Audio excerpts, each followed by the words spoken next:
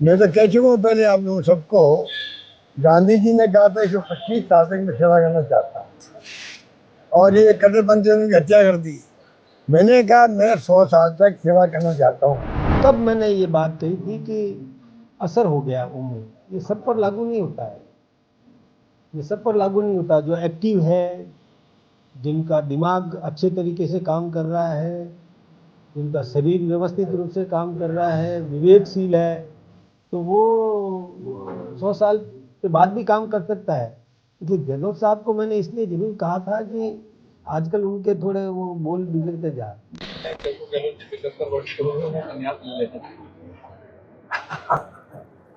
देखो मैं तो कह चुका हूँ, ये तो लागू होगा मोदी जी पर या क्या नाम उनका हमारे अरे मोहन भागवत जी, उनके लिए लागू होगा।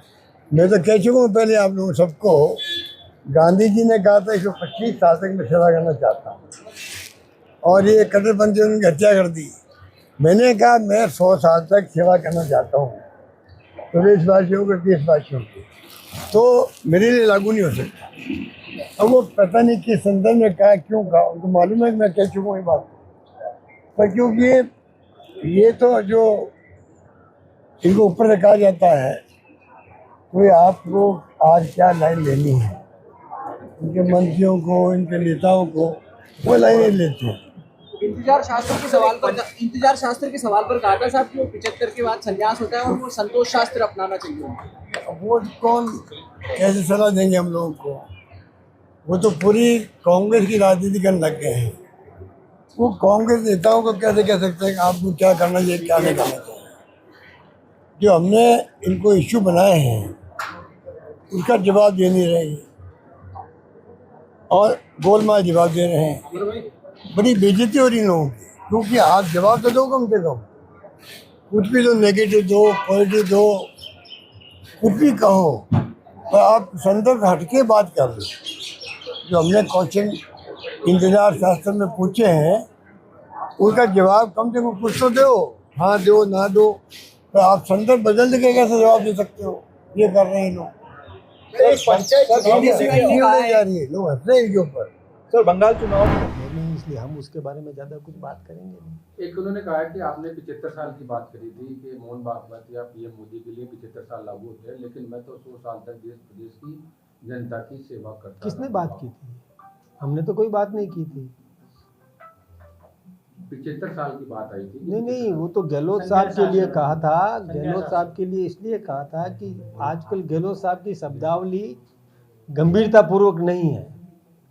वो तब मैंने ये बात कही थी कि असर हो गया उम्र का। ये सब पर लागू नहीं होता है। ये सब पर लागू नहीं होता। जो एक्टिव है, जिनका दिमाग अच्छे तरीके से काम कर रहा है, जिनका शरीर व्यवस्थित रूप से काम कर रहा है, विवेकशील है, तो वो 100 साल के बाद भी काम कर सकता है। इसलिए गहलोत साहब को मैंने इसलिए ज़रूर कहा था कि आजकल उनके थोड़े वो बोल बिगड़ते जा रहे हैं। तब मैंने कहा कि बात क्या है, कभी कुछ बोल देते हैं, कभी कुछ बोल देते हैं, ये ठीक नहीं है। जैसे उन्होंने एक बात कही थी कि बेटों को, तो बेटों वाली बात जब पहले खुद ही देख लेते हैं कि अपना उनका खुद का बेटा जब राजनीति में भाग्य आजमा दिया 2-2, 3-3 बार, और कभी क्रिकेट में और कभी किसी में और कभी किसी में, तो बेटा तो उनका भी तो है ना। तब वो दूसरों पर ये बात कही, तब मैंने कहा कि थोड़ा असर हो गया उनका। वैसे महिला आरक्षण को लेकर बिल आपकी केंद्र की सरकार तैयार है लाने को, इस पर भी विपक्ष सवाल उठा रहा है। होगा कि सबको बुला एक बात मैं आपसे एक बात बताऊं, विपक्ष ये सर्वसम्मति से लोकसभा में पारित हुआ। अब उस पर कोई सवाल उठा रहा है तो ये तो मैं सोचता हूं कि नादानी की बात है।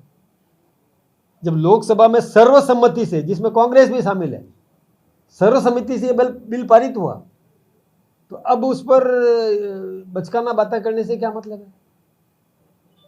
अब विरोध करने का मतलब क्या है? क्या महिला विरोधी हैं वो? या तो स्पष्ट करे कि हम महिलाओं को आगे नहीं लाना चाहते, क्लियर करे तो सही। क्लियर करते नहीं, बैकडोर से, क्योंकि अब हमारी जमीन खिसक जाएगी ये सोच करके, और इस भय से वो महिला का बैकडोर से विरोध करना चाहें तो महिलाएं कभी भी स्वीकार नहीं करेगी इस बात को। वो ये कह रहे हैं कि जो बिल ला रहे हैं, कांग्रेस जो कह रही है इस तरह का जो बिल आने वाला है, उससे पहले सर्वदलीय बैठक सदन में होनी चाहिए थी, पर बार बार पत्र लिखने के बावजूद भी बैठक नहीं हो रही एक है। बात मैं आपसे बताऊं, बनाया जा रहा है। मैं आपसे स्पष्ट रूप से कह रहा हूं कि लोकसभा में यह सर्वसम्मति से बिल पारित हुआ। अब क्या बाकी रह गया, मुझे समझाओ। जब सर्वसम्मति, सभी दल है उसमें, सर्वसम्मति से पारित हो गया तो उसके बाद बाकी क्या है?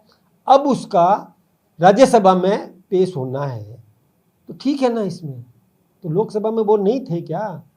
नेता प्रतिपक्ष कहाँ थे? विदेश गए होंगे घूमने के लिए, तो पता नहीं होगा उनको। आप उनका कहना है इलेक्शन, क्योंकि इलेक्शन है बिल्कुल सिर्फ है, और इलेक्शन में इसका इम्पैक्ट आएगा अगर बंगाल के जो इलेक्शन है। कमाल हो गया, इलेक्शन निर्वाचन आयोग कराता है। अब ये भी मेरे समझ में नहीं आया कि इलेक्शन है तो क्या हो गया, पार्लियामेंट नहीं चलेगी? लोकसभा में पारित हुआ ना, अब राज्यसभा में पारित होना है, तो पार्लियामेंट चल रही है, पार्लियामेंट चलेगी। इसमें उनको दिक्कत क्या हो रही है, मुझे ये समझ में नहीं आया।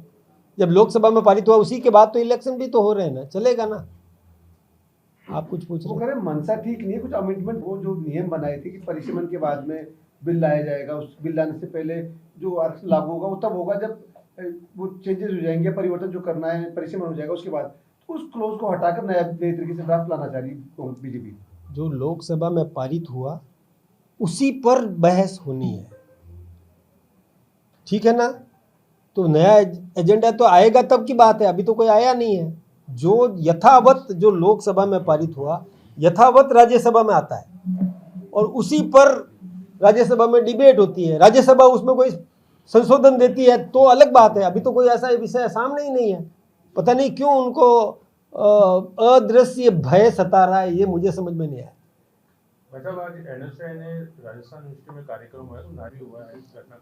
देखिए, मुझे ज़्यादा जानकारी नहीं है, लेकिन एक सोशल साइट्स पर मोबाइल पर आया, उसमें मनसा का कार्यक्रम है, महिला नारी सशक्तिकरण का कोई कार्यक्रम है, और उस कार्यक्रम को लेकर के और कांग्रेस हताशा दिखा रही है और विरोध कर रही है। डोटासरा जी जैसे वरिष्ठ व्यक्ति, उनके पास कोई काम नहीं है इन दिनों में, यही नुक्ताचीनी की ना, मतलब इस प्रकार का जो अमर्यादित व्यवहार करना। कार्यक्रम नहीं करेंगे क्या? महिलाएं कार्यक्रम नहीं करेगी क्या? कार्यक्रम कर रही है, परिसर कोई काम में ले रहे हैं तो ठीक है ना, परिसर अनुमति से लिया जा रहा है, उसके बाद मतलब क्या तकलीफ है? वो उसको आरएसएस का अभी इन्होंने एक कॉलेज के अंदर और उस मणिशंकर अय्यर को बुला करके कार्यक्रम किया था, तब तो उनकी वो पीठ थपथपा रहे थे, वो ठीक किया। और मनसा एक महिला नारी शक्ति सशक्तिकरण जो है वो यदि कार्यक्रम करे तो इनको दिक्कत है। मुझे ये नहीं समझ में आ रहा है, ड्यूअल नेचर तो चलेगी नहीं। व्यवस्थित रूप से बात करो ना, कोई मुद्दा हो तो बात करो, फालतू का ऐतराज कर लेना। ये गोविंद सिंह जी का भी आजकल वो भी सुर्खियों में आना चाहते हैं, क्योंकि जूली साहब आगे बढ़ रहे हैं कांग्रेस में। जूली जी के प्रति मान्यता बढ़ती जा रही है, ऊपर का नेतृत्व भी उनको महत्व देने लगा है, तो डोटासरा जी को अपनी जमीन खिसकती नजर आ रही है। और गहलोत साहब को भी लग रहा है कि अब हो सकता है भाई वो मुंगेरी लाल के सपने वो भी देख रहे हैं, तो जूली साहब भी देख रहे हैं, तो उनको लगा कि अब क्या होगा, हम दौड़ में आगे, जलेबी रेस में कौन आगे निकले, उस दौड़ में लगे हुए तीनों ही। डोटासरा जी, गहलोत साहब और जूली साहब तीनों ही जलेबी रेस में दौड़ रहे हैं कि लेकर के पहले मैं लपक लूं। पता नहीं क्या हो गया इनको, धरातल पर कोई काम है नहीं, और ऊपरी राजनीति। आजकल ये राजनीति हो गई है वक्तव्यों की, स्टेटमेंट्स की राजनीति, ट्वीट की राजनीति, सोशल मीडिया पर कुछ निकाल करके। अरे जमीन पर काम करो ना, धरातल पर संगठन को सुदृढ़ करो ना। देखिए, मैं आपसे एक बात बताऊं, हम लोकतंत्र के प्रशंसक हैं, लोकतंत्र के हामी हैं, लोकतंत्र में विपक्ष चाहिए, और विपक्ष तभी मिलेगा जब उस परिवारवाद से बाहर निकले, तब विपक्ष मजबूत होगा। नहीं तो ये कांग्रेस की तो दुर्गति हो रही है, अभी बंगाल में साफ, पंजाब में साफ, बिहार में साफ, तमिलनाडु में साफ, कभी कभी वो शासन करती थी, केरल में साफ। क्या हो गया इनको? ये सब साफ होती जाएगी। रात को बैठक प्रदेश पदाधिकारी देखिए, हमारे भारतीय जनता पार्टी का स्थापना दिवस है 6 तारीख को, तो हमारे प्रभारी जी आएंगे यहाँ, उनका सीकर में कार्यक्रम है, उसके बाद 7 तारीख को यहाँ कार्यक्रम है। तो एक हमारी एक आंतरिक व्यवस्थाएं हैं, उसमें बैठते हैं, बात करते हैं, संगठन को सुदृढ़ करने के लिए हम अपना परिवार संभाल रहे हैं, तो इसमें एक परंपरा है, प्रक्रिया है। पंचायत निकाय चुनाव की चर्चा होगी, उसमें कोई योजना बनेगी? देखिए, ये सरकार चुनाव आयोग का काम है, चुनाव कराना चुनाव आयोग का काम है, निर्वाचन आयोग का काम है। हम तो तैयार खड़े हैं। जब चुनाव आयोग घोषणा कर दे, आचार संहिता लगा दे, हम चुनाव मैदान में कूदने के लिए तैयार।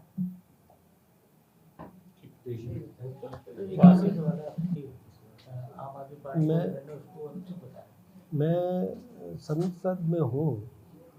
राघव चड्ढा जी, ये बात सही है कि वो 0 ओवर में बोलते हैं, जो एक सांसद का अधिकार है, लॉटरी में नंबर आता है।